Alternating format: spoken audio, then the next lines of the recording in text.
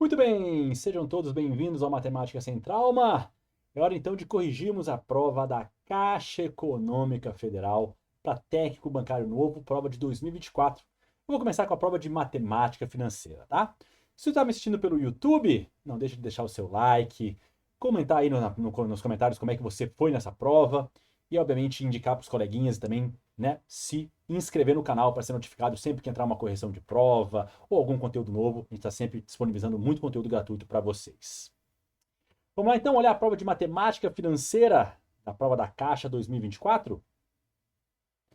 Primeira questão dizia o seguinte: ano 2024, Banco Access Gran Rio, prova da Caixa para técnico bancário novo. Uma empresa investiu R$ 300.000 em regimes em 50 dias, com uma taxa de 0,9% ao mês, ou seja, menor do que 1%, no regime de juros simples. Tá. Considerando o mês comercial de 30 dias, em seguida ele investiu todo o montante da operação anterior em outra aplicação, a 1% ao mês por 2 meses, no regime de juro composto, resgatando todo o montante da segunda aplicação. Considere que em ambas as operações são livres de impostos, considerando-se o valor inicial da primeira aplicação e o valor final da segunda, qual é o valor em reais que mais se aproxima do total de juros obtidos pela empresa? Muito bem. Então, é uma questão que envolve juros simples e juros compostos, tá? Como é que a gente vai resolvê-la? Primeiramente, eu tenho que pegar esses 300 mil e investi-lo a uma taxa de 0,9% ao mês por 50 dias no regime de juros simples. Depois eu tiro esse montante, né? Tiro tanto o juro quanto o capital investido e reaplico todo esse valor a uma taxa de 1% ao mês, aí já no regime de juro composto por 2 meses. Então, primeiramente, o primeiro momento é achar os juros que a gente obteve nesse primeiro cenário, tá? Então, a gente vai usar a forma do juro simples, JCIT. Vai lembrar ali que o juro simples, o capital, é I vezes taxa vezes prazo. Só ajeitando aqui um pouquinho a câmera. Uh, o capital é de 300 mil, taxa de 0,9% ao mês. Observa que eu já boto na forma de fração. E o prazo, gente. O prazo é o momento mais delicado aqui, tá? Por quê? Porque eu tenho que estar muito atento ao detalhe de que eu preciso já colocar o prazo combinando, né? Conversando com a taxa, no que tange a unidade de tempo. Se a minha taxa é mensal, o meu prazo tem que ser em meses. Só que não são 50 meses, são 50 dias. Então, para transformar dias para mês, o que eu faço? Eu divido por 30. Por quê? Porque 30 dias é 30 por 30, que vai ser um mês. 60 dias, 60 por 30, 2 meses. Então, temos que estar atentos a esse detalhe, tá? Eu tenho que dividir por 30 ali para justamente fazer esse ajuste e combinar a linguagem do prazo com a linguagem da taxa na linguagem de tempo. Colocados os valores, eu colocaria no formato que está ali apresentado, a gente vai simplificar. Eu cortaria aqui, ó, 1, 2, 3 zeros com 1, 2, 3 zeros. Esse 3 para não me perder com esse 3. Sobraria ali então 100, aqui 100, que ficou aqui, o 0,9 de cima e o 50 de cima, tá? 0,9, para quem não lembra, é 9 sobre 10, ainda vezes 50. Dá para cortar um 0 de cima com um 0 de baixo. 9 vezes 5, 45, vezes 100, 4.500, que é o valor do juro no primeiro momento, tudo bem? Então, o meu montante inicial são os 300 mil mais os 4.500, que daria 304.500. Ponto. Aí eu tiro todo esse dinheiro e vou fazer a segunda aplicação, né? Agora no regime de juro composto, a uma taxa de 1% ao mês por 2 meses. Então, vou calcular agora o montante final, o montante 2, que vai ser o meu capital, 304.500.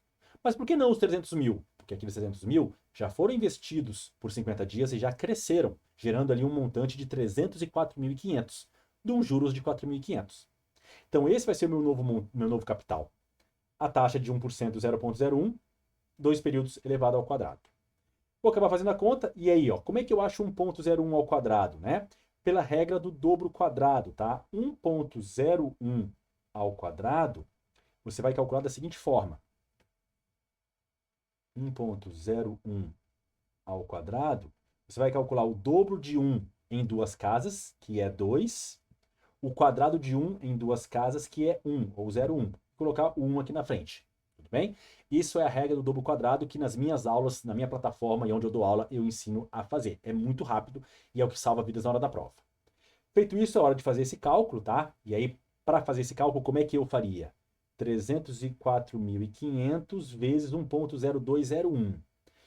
A questão fala em aproximado, né? Então eu ficaria ali com 2, 3 casas no máximo. Eu ficaria então com 102 sobre 100, tá? Cortaria 2 zeros com 2 zeros e o meu resultado viria do produto de 3.045 por 102. Eu faria essa continha aqui. 2 vezes 5 dá 10, fica 0 e vai 1. 2 vezes 4, 8, mais 1 dá 9. 2 vezes 0 dá 0. 2 vezes 3 dá 6. 0 vezes 5 é 0, 0 vezes 4 é 0, 0 vezes 0 é 0, 0 vezes 3 é 0. 1 vezes 5 é 5, 1 vezes 4 é 4, 1 vezes 0 é 0, 1 vezes 3 é 3. Somando tudo vai dar 0, 9, 5, 0, 1, 3. 310.590 aproximadamente, tá? 310.590. Observa que ficou diferente desse valor aqui. Os meus 310.590 que eu obtive, obviamente é usando 1.02, não 1.0201.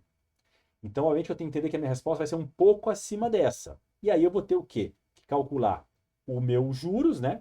Já que eu entrei com 300 mil e ao final saí com 310.600 aproximadamente, eu tenho 10.620 de juro, que foi o que a alternativa correta trouxe ali na letra A. Ah, Duda, mas você fez com 1.02 e deu bem abaixo. Deu bem abaixo, mas eu tenho que estar tranquilo e entender que como eu fiz por 1.02, eu estou obtendo uma resposta subestimada. Ela está abaixo do que era para ser. Tudo bem? Então eu preciso subir um pouquinho com ela. Mesmo assim, não mudaremos de alternativa, fica na alternativa A. É só uma questão de facilitar a vida. Tranquilo? Questão bem acessível, trabalhosa sim, por conta de todos os cálculos. Joga no juro simples, acha o juro, pega o montante, joga no juro composto, acha o montante final e aí gabarita com o juro. Ele quer o juro, ele não quer o montante, então ele quer só os 10.620 que a gente obteve a mais. Questão então da prova da Caixa 2024, Sesgan Rio para técnico bancário novo, dizia o seguinte: para compor o capital de giro de sua empresa, um empresário tomou um empréstimo de R$100 mil. Em janeiro, R$100 mil. Em janeiro de 24, há uma taxa de juro composto de 4% ao mês. Em março, após 2 meses, efetuou o primeiro pagamento da dívida, pagando metade do saldo devedor. Não é metade do empréstimo tomado, que seriam 50 mil. É metade do saldo devedor naquele momento, que já está, obviamente, um pouco maior do que os 100 mil. Tudo bem? Em abril não efetuou nenhum pagamento, mas pretende quitar a dívida em maio, após 4 meses da contração da dívida. Considerando esse fluxo de capitais, o valor mais próximo do saldo devedor em maio. Quanto que ele vai pagar então para quitar? Qual é o meu saldo devedor na hora que eu vou quitar a dívida? Tudo bem? Questão também feita em 2 momentos. Primeiramente, por quê? Porque eu começo com um empréstimo de 100 mil em janeiro e em março eu pago metade do saldo devedor, mas eu preciso descobrir esse saldo devedor. Então, o meu montante em março, na iminência de pagar o saldo devedor, o primeiro pagamento, na iminência de pagar a primeira prestação, é dado pela forma do juro composto, né? Montante igual capital, 1 mais taxa elevado a T, como já deve estar bem acostumado a trabalhar com essa forma. O meu capital é de R$100 mil, a minha taxa de 4% vai gerar o fator aí 1.04, né? Já que 4%, não podemos esquecer, é 0.04, tudo bem? Elevado a 2, por quê? Porque eu estou pensando na dívida em março, quando eu vou pagar a primeira parcela ali, fazer um pagamento parcial, tudo bem? E aí, gente? Aí eu tenho que estar atento aqui, de novo, à regra do dobro quadrado, tá? 1.04 ao quadrado, 4, o dobro de 4, 8 em duas casas, quadrado de 4, 16 em duas casas, e boto 1 na frente. É o que dá origem a esse fator. Regra do dobro quadrado. Tudo bem? Quem é meu aluno sabe do que eu estou falando. E aí eu multiplico ali por 100 mil e vou achar 108.160, ou seja, esse é o valor que eu tenho posterior aos 2 meses de capitalização, de dívida crescendo. Aí eu vou fazer o primeiro pagamento em março, de metade do saldo devedor. Ou seja, eu vou lá e pago 54.080. Legal. Pago 54.080. É isso aí? É isso aí. Então, o meu saldo devedor vai ser dos outros 54.080. O saldo devedor segue sendo da outra metade, né? E aí essa outra metade fica mais 2 meses rendendo, para eu poder fazer o pagamento final e quitar minha dívida. Então eu pego os R$ 54.080 a uma taxa de 1,4%, a uma taxa de 4% por 2 meses e jogo no juro composto. Joguei ali. De novo, 1,04 ao quadrado é o mesmo 1,0816 que tem lá em cima. Faço esse cálculo e está feito o carreto. Bem? Vou ajeitar aqui. Pronto. Ok. E aí eu vou calcular finalzinho, R$ 58.492. Então esse é o valor da minha dívida, que é justamente o que eu tenho que pagar para quitar esse empréstimo. 58.493, ele arredondou, ele fala em aproximado, na nossa alternativa C. Questão também bem tranquila, questão de juro composto, também feito em 2 momentos.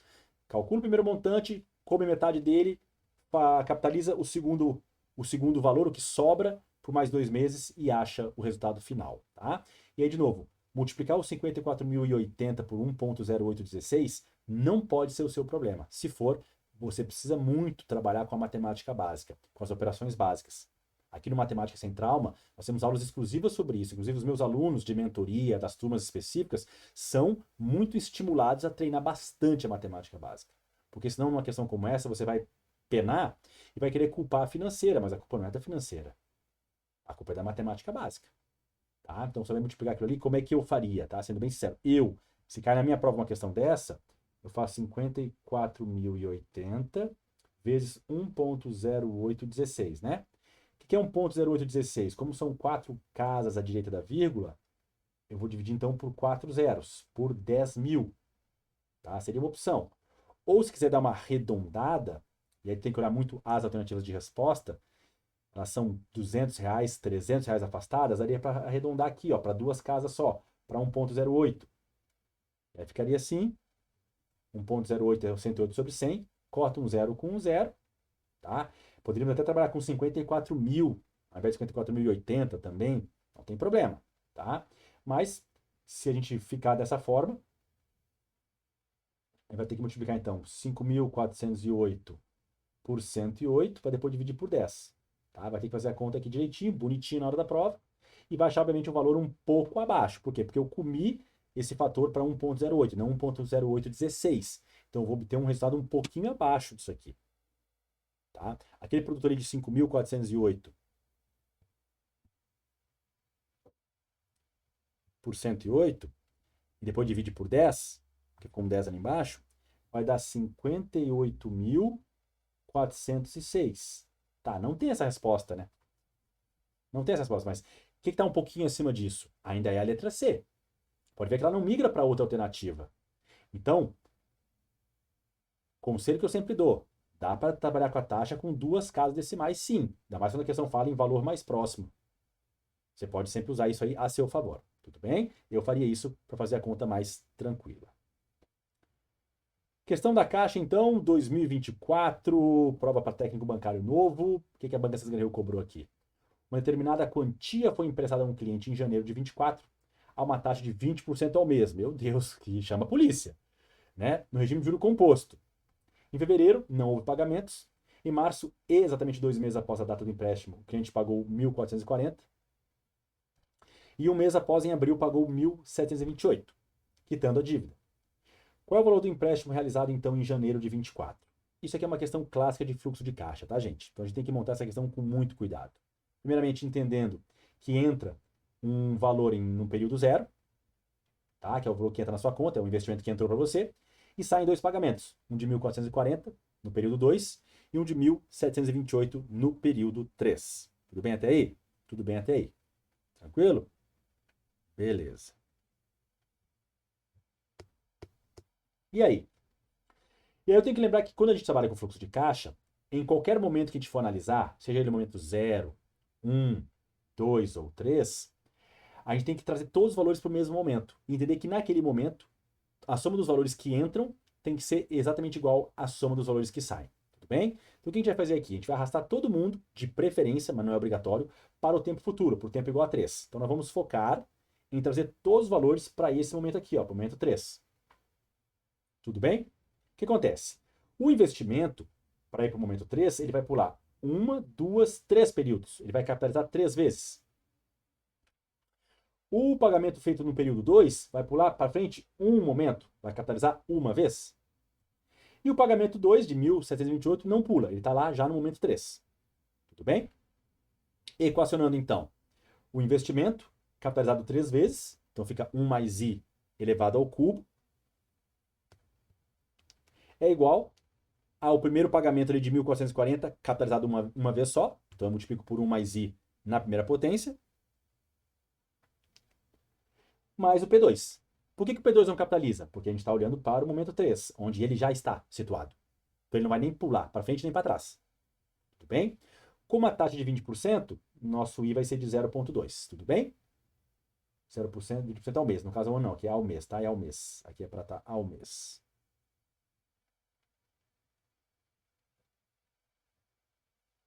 Ao mês. Segue o baile. Fazendo a conta, investimento vezes 1,02, 1,2 na verdade, ao cubo, é igual ao P1 vezes 1,2 mais o P2. Feito a conta, você vai perceber que esse valor aqui vai dar 1,728, somado com outro 1.728 dá 3.456. Passando esse valor dividindo aqui, você acha o valor igual a 2.000. Como que eu faria aquela conta ali, ó? Só para você deixar bem claro para você. Eu faria x vezes 1.728 sobre 1.000. Por que 1.000? Porque são 3 casas à direita, 3 zeros no denominador, igual a 3.456.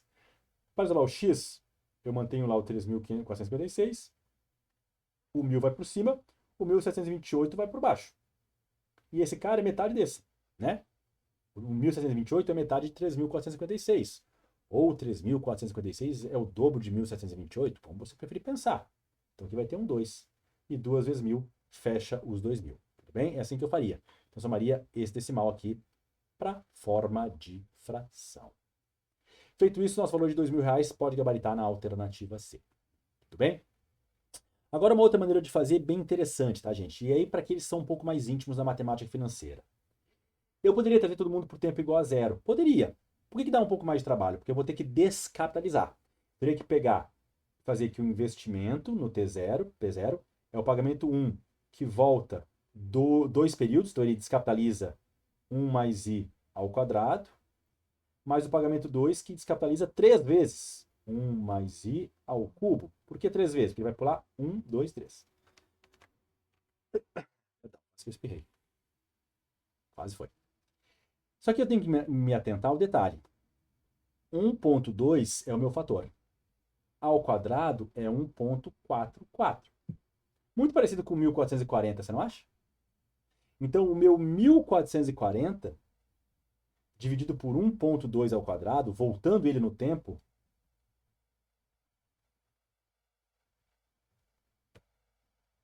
é uma conta muito fácil de fazer. Da mesma forma, o 1.728 seria dividido, sabe por quanto? Por 1,728, que é 1,2 ao cubo. É 1,728. Então, curiosamente, para quem tem mais intimidade com os fatores de aumento, vai perceber que aquele 1.440 é parecido com 1,44, que é 1,2 ao quadrado. Isso aqui, gente, vai dar 1.000. Isso aqui também vai dar 1.000. Ou seja, meu investimento, trazendo os dois pagamentos para o presente, para o tempo zero, é de R$2.000 da mesma forma. Só que aí eu estou descapitalizando. É mais tranquilo para quem realmente já souber de cabeça que 1,2 ao quadrado é 1,44 e que 1,2 ao cubo é 1,728. Tudo bem? O importante é levar para o mesmo momento, não importa qual. A gente costuma levar para o futuro para ficar mais fácil a conta. Que aí você só capitaliza. Questão, prova da Caixa Econômica Federal para técnico bancário novo, 2024. O que a Banca Cidadania Rio cobrou aqui? Muito boa essa questão, tá? Um cliente comprou um imóvel no valor de 600 mil, pagou 20% de entrada e financiou o restante pelo saque, com uma taxa de 0,5% ao mês, que é menor do que 1%, um prazo de 20 anos. Primeira parcela em janeiro e a última em dezembro de 43. Considere que a prestação mensal é composta de juros, amortização e uma taxa fixa de R$100 mensais, referente ao seguro, apenas no ano de 2024. Considere também que todas as prestações sejam pagas dentro do prazo. A soma das 12 primeiras prestações será qual? Primeiramente, o imóvel vale 600 mil, certo? A gente deu entrada de 20% dele, ou seja, de 120 mil. Então, nosso saldo devedor são os outros 480 mil reais. Isso é o que eu vou financiar. Estou financiando 480 mil reais pelo sistema de amortização constante. Tudo bem? A amortização, gente, ela é constante. E como é que ela é calculada no saque? Você lembra? Isso aí, você pega o saldo devedor e divide pelo número de parcelas, porque todas vão pagar a mesma amortização. Ah, então as parcelas são iguais? Não. Parcela igual é price. No saque as parcelas são diferentes, mas cada parcela tem dentro de si uma parte que é chamada de amortização, outra parte que é chamada de juros. A amortização de todas elas vai ser sempre a mesma, que vai ser de 2 mil reais. Ou seja, cada prestação começa em 2 mil, plus mais juros. Então vamos calcular a prestação 1, que é a amortização constante, mais o saldo devedor no momento zero, quando a gente não pagou nada ainda, né? Então nossa prestação 1 é de 2 mil reais, mais 0,5% de 480 mil, que vai ser então de 2 mil reais mais 2.400. Como é que eu calcularia o 0,5%, tá? Eu calcularia 1% de 480 mil, jogando a minha vírgula duas casas para a esquerda e achando 4.800. Então 0,5%, que é a metade, né, de 480 mil, é a metade de 2.400. Está ali o valor só do meu juros, tudo bem? Além disso, a prestação 2, ela vai ser dos mesmos 2 mil, mais 0,5% do saldo devedor após eu pagar a primeira prestação. As prestações vão diminuindo sempre de 2 em 2 mil. Não é à toa que a gente fala, ao longo das aulas, que no sistema de amortização constante, o juro decresce em PA, assim como a própria prestação. Aqui a prestação vai decrescer de 10 em 10 reais. Sabe por quê?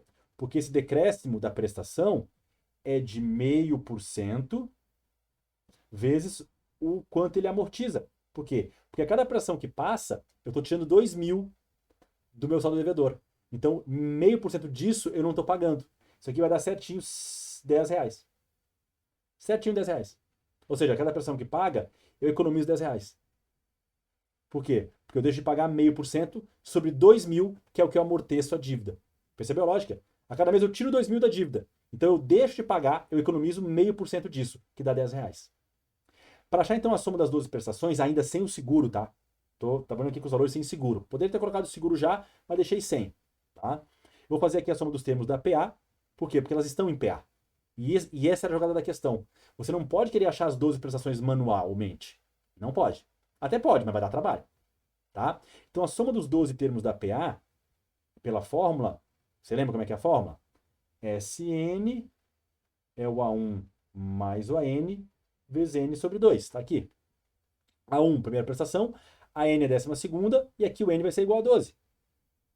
Por isso que ficou dessa forma aqui, ó. S12 é o A1 mais o A12 vezes 6, porque 12 por 2 é 6. São 6 pares de parcelas, 6 duplas de parcelas.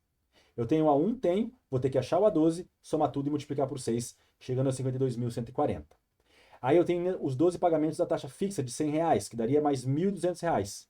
Somados aos 52.140, eu chego a 53.340 na alternativa B. Tudo bem? E aqui no cantinho, aqui, ó, como é que eu achei o A12, tá? O A12, ele é o 12º termo de uma PA de razão menos 10. Ou eu acho a prestação 12, pela lógica, 2 mil de amortização, mais 0,5% de 458 mil. Por quê? Porque depois de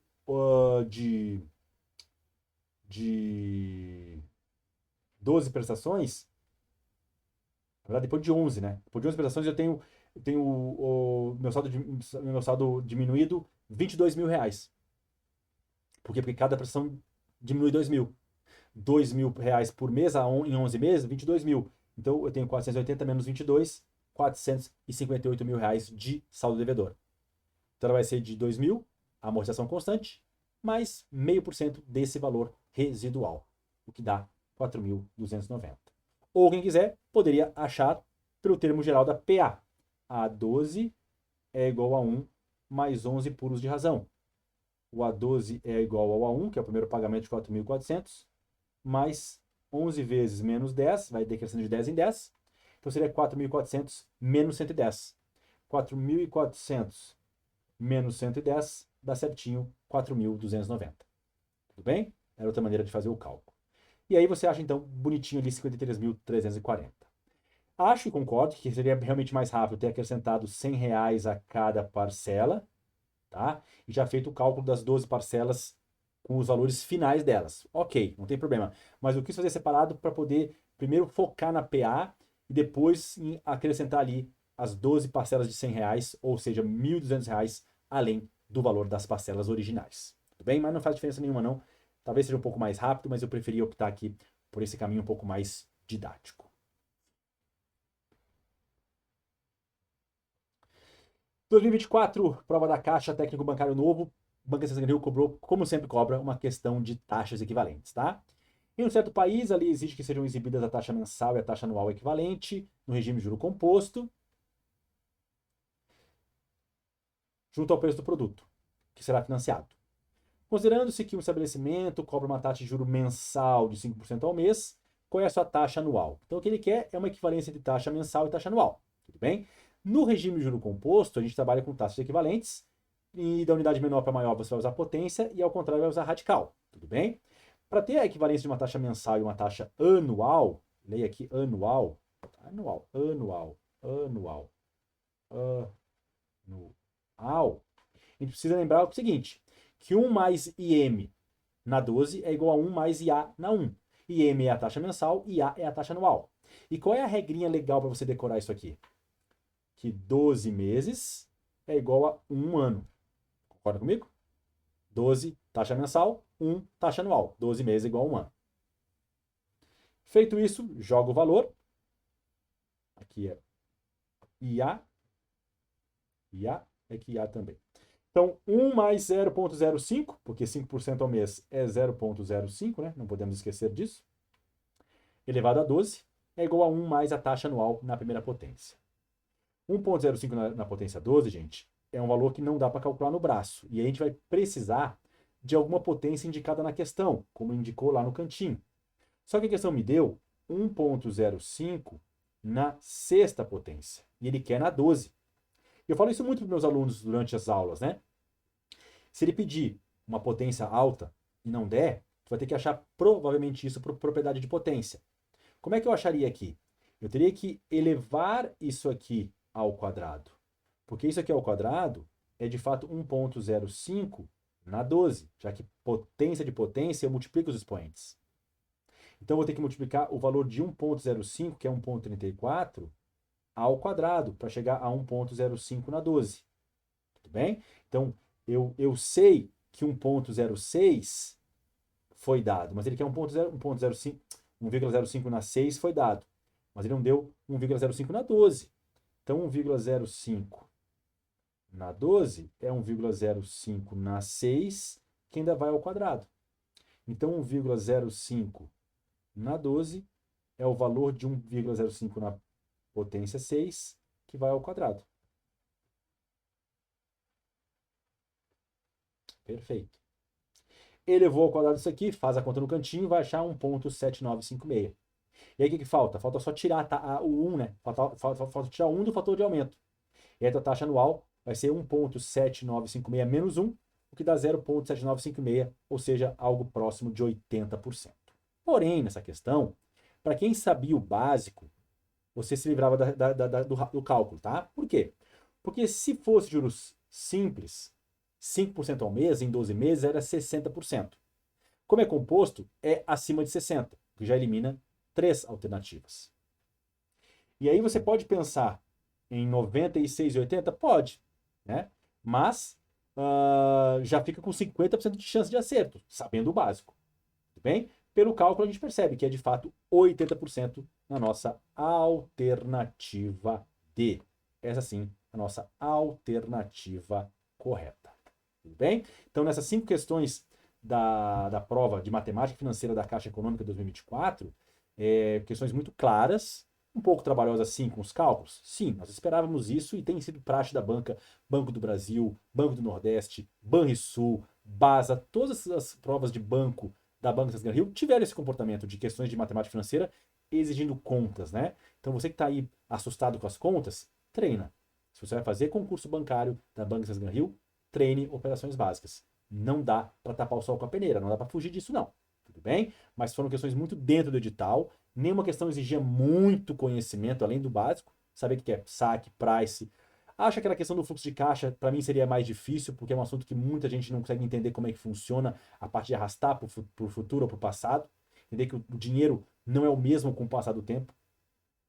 Imagina que eu peguei, a cada mês eu pego R$ 1.000 com um parente meu, durante 5 meses. Eu não devo hoje 5 mil. Porque eu peguei primeiro, no primeiro mês em janeiro, eu devo R$ 1.000 capitalizado até a data de hoje, em maio, 5 meses depois. O que eu peguei em fevereiro, capitalizado até hoje. Em março, e assim sucessivamente. Se eu peguei dinheiro no mês passado, eu vou ter uma capitalização muito menor do que no primeiro. Obviamente, todos com a mesma taxa. Porque o primeiro dinheiro que eu peguei lá em janeiro ficou muito mais tempo comigo, no meu poder. Então eu vou pagar um juro maior. Então o interessante no fluxo de caixa é trazer tudo para o mesmo período.